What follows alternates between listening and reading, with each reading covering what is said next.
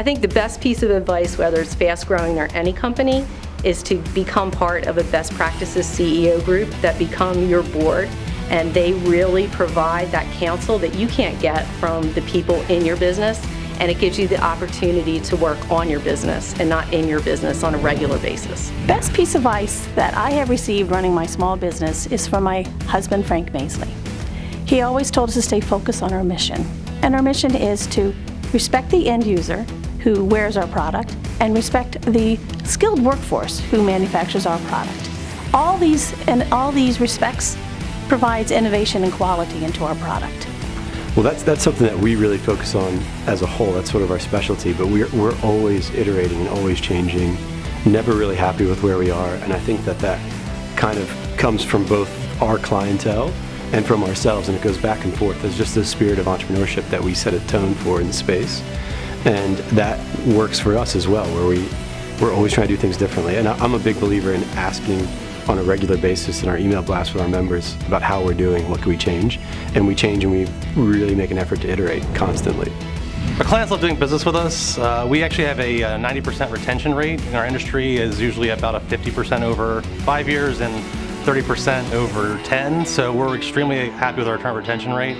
They like doing business with us because when our employees pick up the phone, they may possibly know the customer, they want to work with the merchant, they have a genuine feeling of interest on the needs and the desires of our customers to get the payments through, get their money, and ultimately move on with their day. And so if there's a problem, we're just there to fix it. I think that if the team falls behind on defense, as a servant leader, my job really is to give them the tools. So I have to reevaluate what I was doing before and really look at if I was doing my best to give the team all the tools they need. And the way I refocus them is I say it's okay, it's on me, that's my responsibility. Let's just figure out what we need to do from now and go forward. Nobody cares about the past, only people care about the future. So for that, the game is won and lost in the future, not in the past.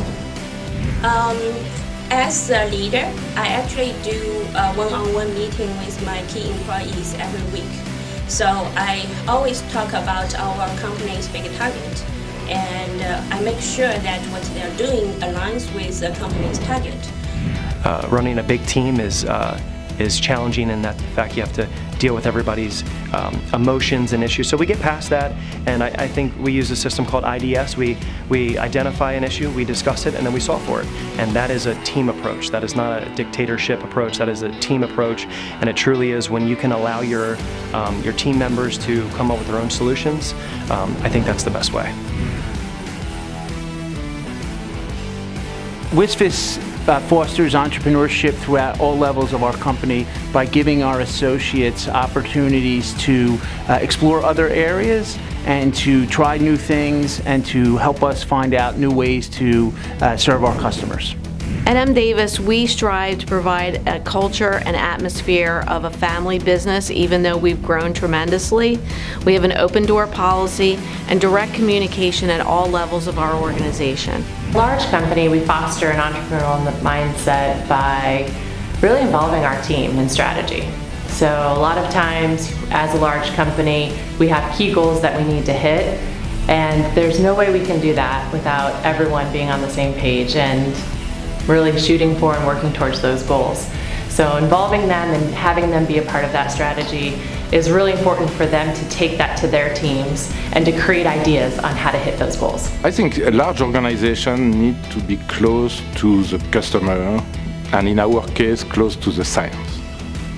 So one of the things that we try to do is to remove the layers of management, because the layers in some way are not really helping everybody to be close to what matters most.